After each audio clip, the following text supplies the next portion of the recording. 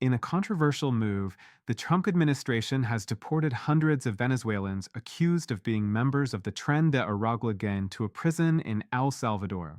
This action comes despite a federal judge's order to halt such deportations, raising significant legal and ethical questions.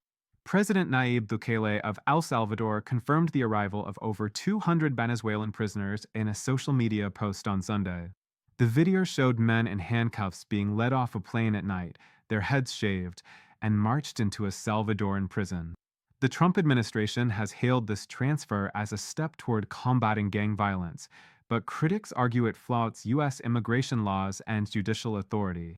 The deportations are tied to an executive order invoking the Alien Enemies Act of 1798, a law historically used during wartime to summarily deport individuals from countries deemed hostile to the United States. The Trump administration hopes to use this law to expedite the arrest and deportation of suspected Tren de Aragua members without the usual legal processes. However, the move has sparked a legal battle, with Judge James E. Boasberg of the Federal District Court in Washington issuing a temporary restraining order to block the deportations. Judge Boasberg's order, issued shortly before 7 p.m. on Saturday, demanded that any flights carrying deportees under Trump's executive order return to the U.S. immediately. However, video evidence from El Salvador suggests the deportees arrived at night, raising questions about whether the administration ignored the court's directive. White House Press Secretary Caroline Leavitt defended the administration's actions, stating that the judge's order had no lawful basis and that the deportees had already been removed from U.S. territory.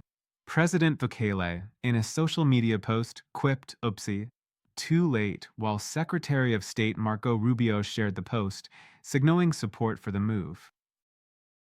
The Venezuelan government has condemned the transfer, calling it a violation of U.S. and international laws.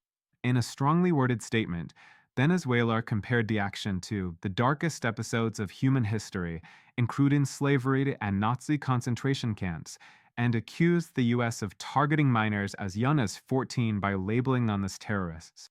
The deal between the U.S. and El Salvador also includes the transfer of suspected MS. 13 gang members held in the U.S. Secretary Rubio announced that 2 high-ranking MS, 13 leaders, and over 250 Tren de Aragua members had been sent to El Salvador, where they will be held in Salvadoran prisons for a fee of approximately $6 million. Critics, however, warn of potential risks. Some U.S. law enforcement officials fear that deported gang leaders could escape or orchestrate crimes from abroad, endangering witnesses in both countries. Additionally, human rights advocates have criticized President Bukele's harsh crackdown on gangs, which has led to widespread arrests and allegations of torture in Salvadoran prisons. This unprecedented prisoner transfer underscores the Trump administration's aggressive approach to immigration enforcement, even as it faces legal challenges and international condemnation. The situation remains fluid, with ongoing appeals and debates over the legality and morality of these actions. For News Network Stream, I'm Leon Jones. Stay tuned for further updates on this developing story. New chat. Thank you for watching News Stream. If you found this report insightful, please like, share, and subscribe to our channel for more updates.